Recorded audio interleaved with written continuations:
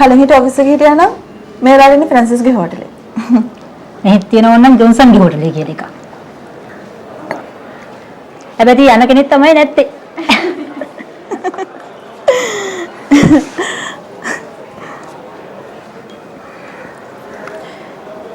ඒක නෙමෙයි අයිරේ. මට ඔලුස්සන්න තුස්ම ගන්න නැති දැන් නම් ටේබල් එකේ ඉන්නකොට. මිස්ටර් අල්මේද මගේ දිහා බලාගෙන. අම්මෝ මිනිහා නම් ඔහම තමයි. කීප දෙනෙම දැලේ දාගන්න හැදුවා. හැබැයි දැලේ වැටිච්ච කෙනෙක් නෑ. එක අතකට පව් බං. මිනිහා ලොකු සල්ලිකාරයා. පුතටදී ලොකු පඩියක් ගන්න. දැලේ වටන කමක් නෑනේ. ආ.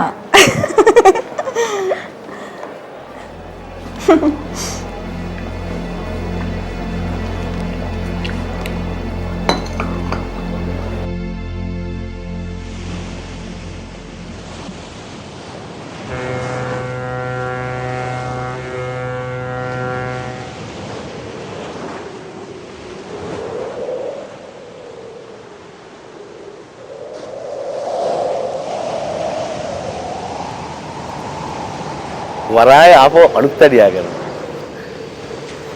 හැදුවාම නියමෙට තියෙයි. කාලෙකින් ආවේ නැහැ හොඳ පැසෙන්ජර් ෂිප් එකක්. එක සැරයක් ආවා මාර ගති. අපි ළඟටම ගිහිල්ලා බැලුවා. කොහේකද? ඒක ජපාන්. ආපහු එකක් ආවම මම බය කාරේ යන්න බලන්න ඕනේ. එතන ඉන්නවද හොඳ යාළුවෙක්? අපි ගිහිල්ලෙමුද?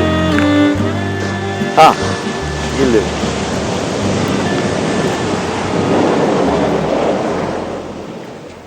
ඔන්න සාජන් මහත්තයා එහෙනම් හැමදේම සාජන් මහත්තයට බාරයි. මන්ත්‍රීතුමාට සතුටු හිතෙන විදියට ආචාර පිළිවෙලේ තියෙන්න ඕනේ. ලොකු ඉස්කෝලේ මහත්තයා කිසි දෙයකට බය වෙන්න එපා. මං කොල්ලෝ ටික ට්‍රේන් කරනවා මිලිටරි පැරේඩ් එක පරද්දන්න. ඒකනේ අපි මේ වැඩේට සාජන් මහත්තයා වගේ කෙනෙක් තෝරගත්තේ. අපට පුළුවන් සාජන් මහත්තයාගේ මහන්සිය ගැන හිතන්න. ලොකු ඉස්කෝලේ මහත්තයා හිතර ඉදෙන කතා නම් කියන්න එපා. ඉස්කෝලයක් කියන්නේ යම් දෙයක් අරගෙන එළියට බහින තැනක් තමයි. ඒත් ලොකු ඉස්කෝලේ මහත්තයා හිතන જાතිය නම් එකක් නෙමෙයි. අපි යමුද කොල්ලෝ ටික බලන්න. හොඳයි යමු.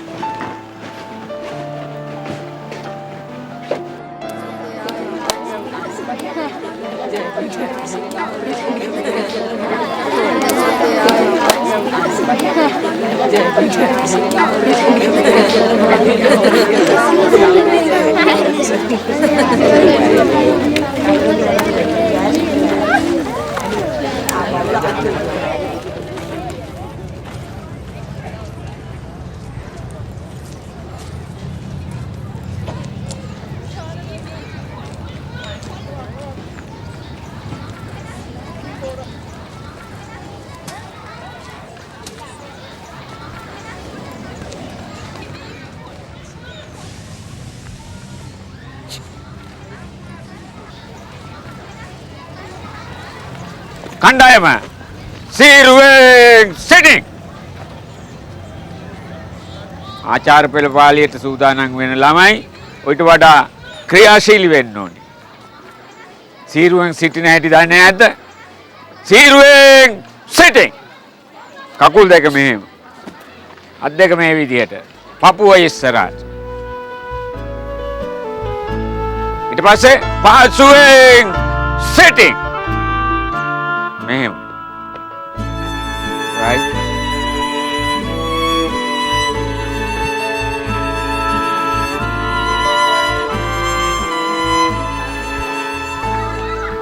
දවසක් දෙකක් ප්‍රැක්ටිස් කරනකොට කොළො ටික නියමයට හැදිලායි.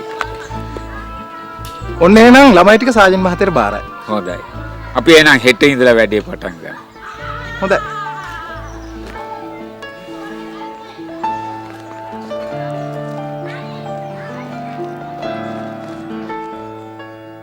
එහෙනම් හෙට උදේ 6 ඉඳලා ට්‍රේනින් පටන් ගන්නවා. විනය කියන දේ උපරිමයෙන් තියෙන්න ඕනේ. 6 කියන්නේ 5යි 59වත් 6යි 1වත් නෙමෙයි. එhmenan උදේ 6ට හැමෝම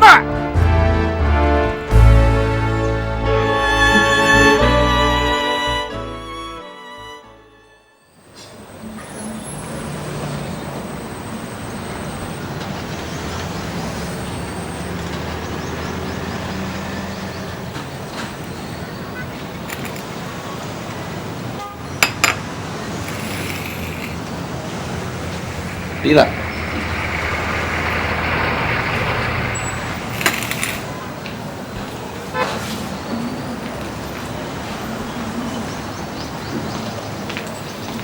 තව කෝපි එකක්ද සර්? ඔව්. සර් හදන හිතේ තියෙන ප්‍රශ්න කෝපි වලින් දෙය කරන්නේ. තමස්රේ මගුල උනේ බටන් නෑනේ. ගිලමගේ ඔඩර් එක කියනවා.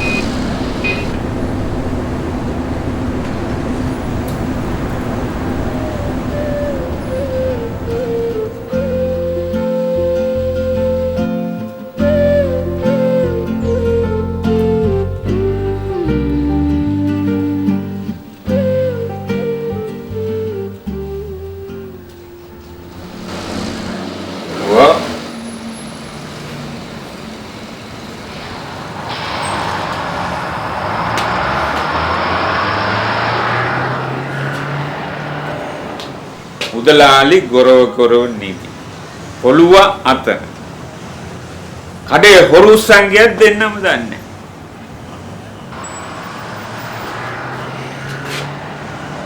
පොළුව මට වතුර එකක් ගෙනින්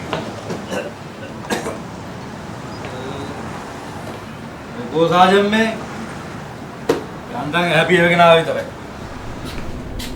ඔකෝ පෙන්ෂන් එකත් හරි ගියාද? ඒක ඉතින් කොයි වෙලාවෙ හරි හැදෙන්න තියෙන එකක්. ඒක නෙමෙයි කාරණාව. ලොකු ඉස්කෝලේ මහත්තයා මට ආරාධනාවක් කළා තිබුණා. මම ඉස්කෝලේ පැත්තේ ගිහිල්ලා. ඈ? ඉස්කෝලේ පැත්තේ ගියා? එහෙම මොකෝ? සාජන්ට මුරකාර වැඩියක් පංගත්තු කරාද? ඒ කෙහෙල් මලක් නෙමෙයි මුදලාලි මට වෙන විදිහේ වගකීමක් බාර දෙන්න. වගකීමක් වුණා මොකෝ සාජන් ගානක් හම්බ වෙනවා නම් මේ කීයක් දෙනවද? කීයක් දෙනවද? ඔළුව වතුර එපා.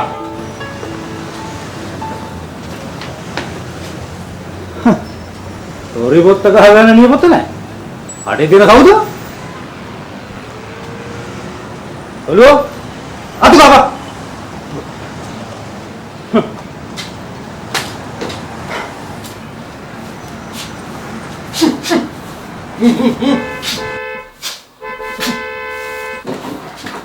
අපේ බොස් වගේ වැඩි. මේක දාපු නේ. ඇස් දෙක නම් මචං නෑ ඉතින්. මාගේ බඩ මොනාගේ කරේ මේගොල්ලෝ. මොකක්ද මේ කියලා දීලා කියලා. ඇත්තටම මේක මේ පොත් දැක්කම අන්න පොත් එකේ ටැග් එකක් කපුවා තාම තරමේ.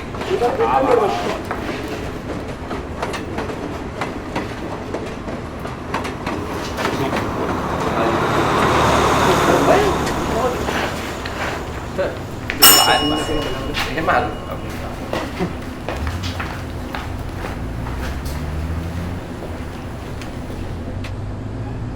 වැඩි හරි වගේ. උඹට ඉස්සලා මම කොම්බිට යන්න වෙයි. ඒ කාමරේ ලොකු වෙනසක් නැහැ. මෙතන වගේමයි. මුළු දවසම වැඩ කරලා විනාඩි 5ක් රෙස්ට් කරාම මොකද වෙන්නේ? මාවේ කාමරේට දාන්න ගියත් මම කියන යාට හොඳ දෙක.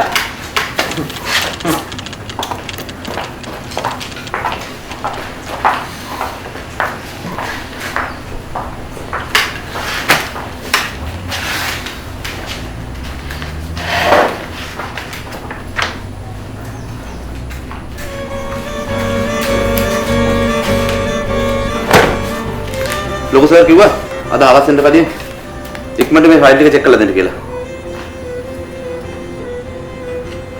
මං හිතන්නේ අර මං එදා චෙක් කරපු ෆයිල්ස් ටිකමයි ඔය. ඒක නම් මම දන්නේ නැහැ. හැබැයි අද හවස් වෙන කලින් මේ ෆයිල් ටික ඉල්ලුවා. තපස කියනවා මේ වැඩේ කරන්න කලින් මට වෙන වැඩ තියෙනවා කියලා. අනිත් තුන් එයාට බහුනට මම බය නෑ. මේ වැඩේ ඉවර කරලා තමයි මම මේකට අත තියන්නේ.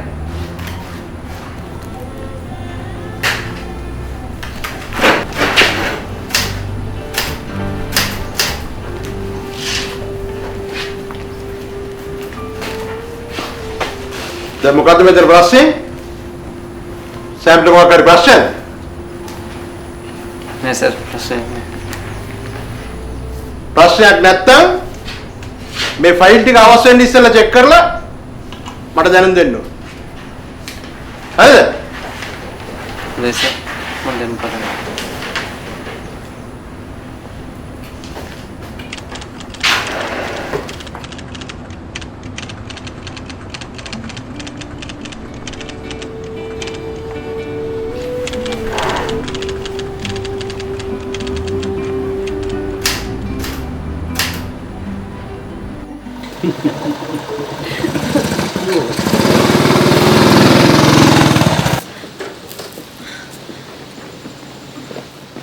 යකෝ බල වැරදි ඉන්නත් එක සෙල්ලම් කරන්න ගත්තේ. මාක් දෝසා මගේ. අයියා බැලුවොත් මේක යන පාර කර ගිහින් තිබ්බොත් ගමම මේ අතප්පා දැනගන්නේ. මාක් අතරින් තම්සේ කවුද රොබින්ට ගහන්න මම කවුද කියලා උඹ අහපන් උඹ. රොබින් ඔයන් මම පිස්සු මිනේ ඔයන් පිස්සු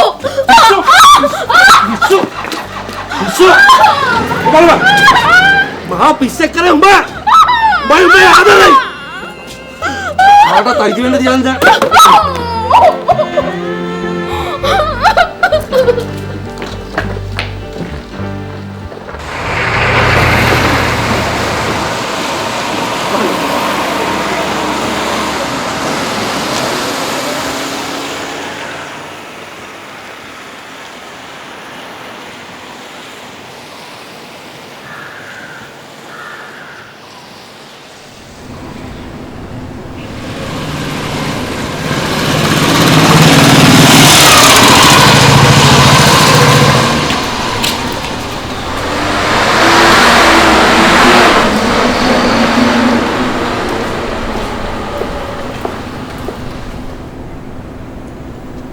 මානව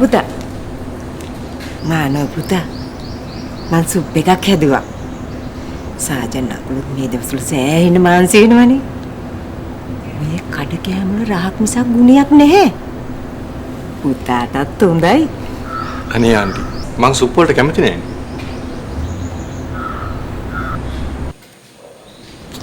කමක් නෑ. ආන්ටි මහන්සියලා හදපෙකනේ. චුට්ටක් බොමු.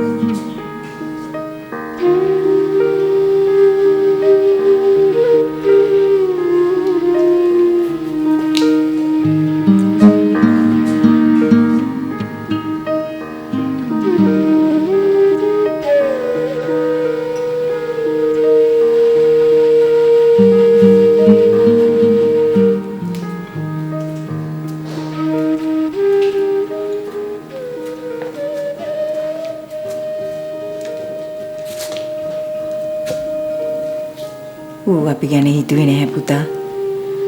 ඌ හිතුවේ මේ ලෝකේ වෙනස් කරන්නේ කොහොමද කියලා විතරයි.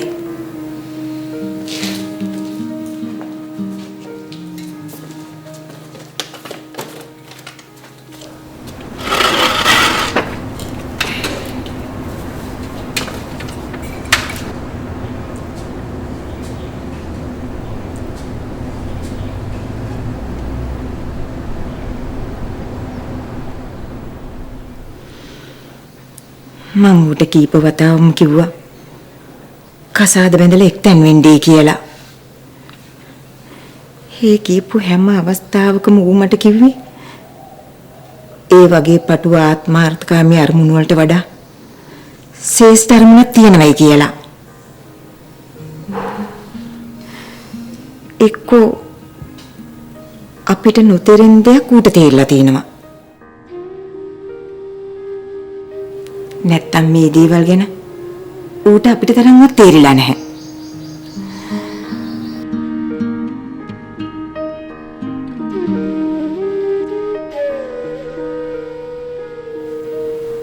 මට වෙලාවකට හිතෙනවා ඌ ලොකු වෙන්නේ නැතුව පොඩි සන්දී හිටියම් විදියට හිටියනම් හොඳයි කියලා. ඌ පොඩි කාලෙත් එක විනාඩියක්වත් එක තැනක ඉන්නේ නැහැ.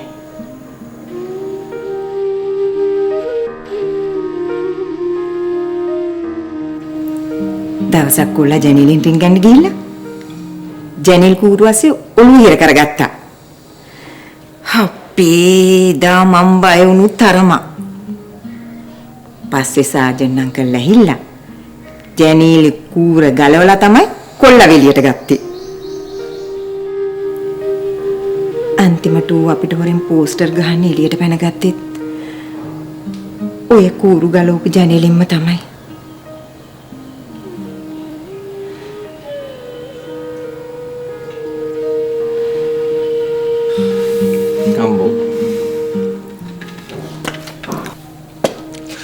දැන් නම් හොඳටම ඇති. මං ගිහින් එන්නම් ආන්ටි.